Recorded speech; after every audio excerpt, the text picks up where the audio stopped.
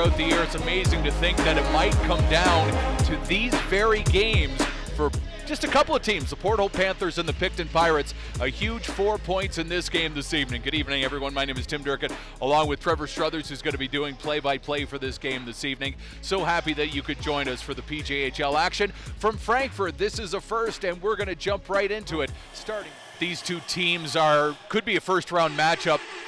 Frankfurt has to deal with arguably one of the best goalies in Ontario in this league. Yeah, Brady Spry's been fantastic all year long. He now just jumped into first place for goals against average inside the Todd division. He's been sitting in first place in save percentage in the division, and he's been the backbone of this Pirates team pretty much all season long. Now on the other side, when you look at Hayden Candler, he's a guy who is either one of the best players going or has struggled at times, but he's looking for a big night tonight. He is, and these are big games for him, especially here against Picton. You know, this is a Frankfurt team that is trying to solidify themselves heading into the playoffs and against a potential playoff opponent. Be taking it, the voice of the PJHL. And as we get underway, the puck is sent down inside the Frankfurt Huskies zone, down to the corner. They go into the boards, down on the end boards as we get into the first 5 seconds here of the game. From there, the puck gets played over off the far side wall. Frankfurt on it on the right wing side, flips it ahead down into the near side corner, and first and after that is Wazelko. Centers that cross ice over to the far side wall where there's a shot that is in.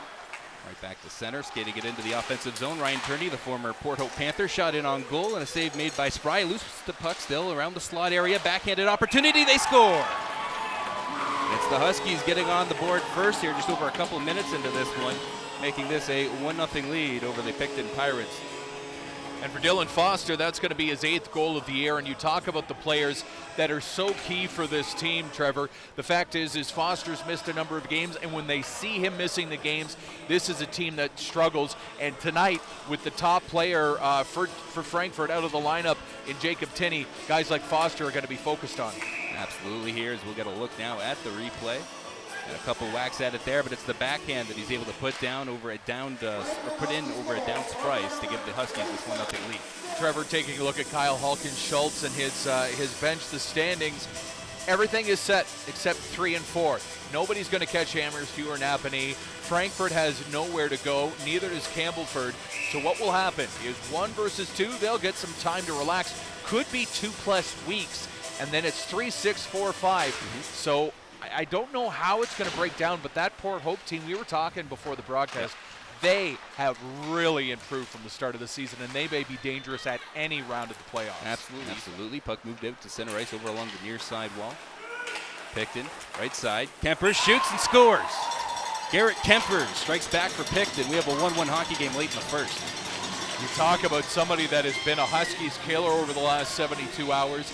He had point after point after point here on Saturday, and there's a reason that Kyle Halkin-Schultz relies on him coming out there and getting an opportunity to contribute here. Just 5:08 left in this period, and for Kempers and the top line here, they go right to work, and a great off-angle shot there. Not sure what angle Candler saw, but from where he was, that was a perfect shot far down. Absolutely taking advantage of that open page on the far side, burying that this entire league has, and it's great to see junior hockey back here in what some say one of the older barns, but it's got the best ice going. And off the face-off, Picton controlling here, still moving on the power play. Doesn't help as well. Obviously, you mentioned this is a Huskies team a year ago that had 1 regular season win, but on the rebound they score. The Picton Pirates capitalize with the man advantage. They take a 2-1 lead here late in the first period. Kempers again, I mean, we talk about him. What more can we say? A play like that where the rebound comes out to him. Obviously, you've got the extra man. You've got a little bit more room to move out there on the ice, and he wastes no time. It was on his stick and right off an immediately high glove side. Get another look at it here. Kempers, 2nd of the night, 9th of the season. This one coming on the power play to make this a 2-1 Pirates lead. And it came right off to him, and I think that on the offside it was Landon McClellan with the wrist shot. I could be wrong, we'll have to check on that, but McClellan was able to get that right in front, and that's where that chance happened. Right over. Takes a funny hop now out at center. And on the left side down into the offensive zone is Matt Musgrove. He'll run at a time, and that brings us to the end of the first period. Well, Trevor, you talk about a good solid start for the home side, but Picton stayed with it. They got consistent goaltending in the period. They get the power play goal, and some guy named Kempers also comes and steps up for them. Yeah, the 2 goals obviously pretty big, and it's given the Pirates here the lead as we head into the intermission. Welcome back to Quinte Sports Zone. My name is Tim Durkin, along with play-by-play doing Trevor Struthers tonight. So Trevor, you've seen probably roughly 40 games this year.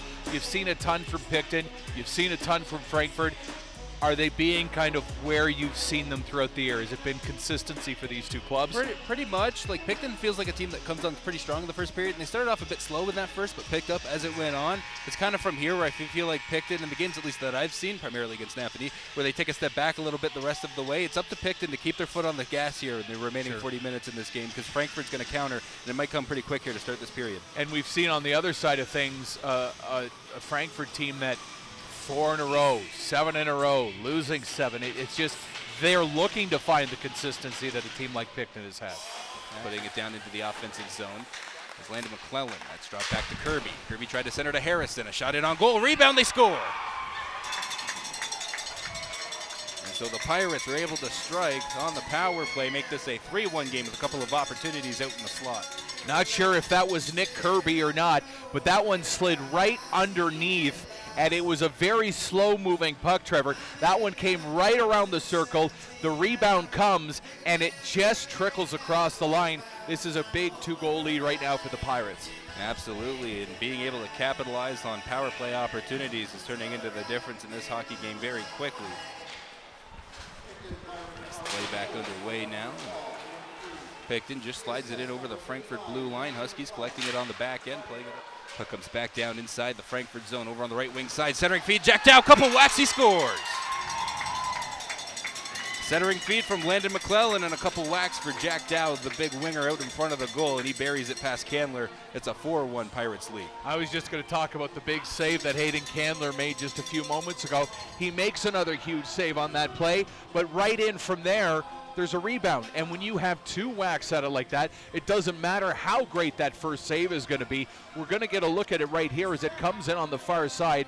Great work by Dow, a little nice tip, good save, but the follow-up, and nothing Candler can do with that to make it a 4-1 lead and a commanding lead here for Picton. Almost 8 minutes into the second period. Dow leads the way in over the line, a shot in on goal, and Candler is going to glove it down and hold it for a face-off. So an offensive zone face-off again coming up for Picton. Possible shorthanded chance here now for the Huskies coming in on goal. A shot. They score. So the Huskies get one shorthanded to make this a bit closer here in this one tonight, and trying to stay alive. That's a big goal for them. We talk about how they've had trouble on the power play. Well, maybe it's the penalty kill that they need to look at. Prince Edward County native Riley Grimmin is able to come down right at center ice, pick that puck, and you have to make a great shot if you're going to beat Brady Spry. But here is his. He just turns on the Jets, and he's able to pull away a little bit, goes high glove side, and that's a beauty goal as he was able to pull out and get a little bit extra speed on the play from Zach Brooks. Yeah, there's a forward on that play, too, that he beat Zach Brooks to that puck to get that opportunity. Just the second shorthanded goal the Huskies have scored this season. The other one scored by Kieran Ellis. That has led to this very late in the second period power play opportunity. They try to get a shot away. It doesn't leave the face-off dot, and that brings us to the end of this second period. For them, it's status quo, but for Frankford, this is a huge power play opportunity for them to try to make this a 1-goal game, and it might be possibly the game for them here. It's their 6th power play opportunity. They're 0 for 5 here so far tonight. Weselko, Phoenix Smith, Ian Brown, Curtis Dix, Hayden Candler, the crew that are out there right now, and I believe, if I could just see, there it is, number 16, I saw the armband, Logan White. On the other side, no surprise, you've got McCoy and Davis doing this penalty kill, along with McClellan and Kirby, and of course, the best penalty killer on the Picton Pirates in goal in Belleville's Brady Spry. The third period now underway. It is Frankford controlling now out at center ice, moving it down to their own zone. Cole Stevenson makes a nice move, by some space. Nice passing play. Brooks scores.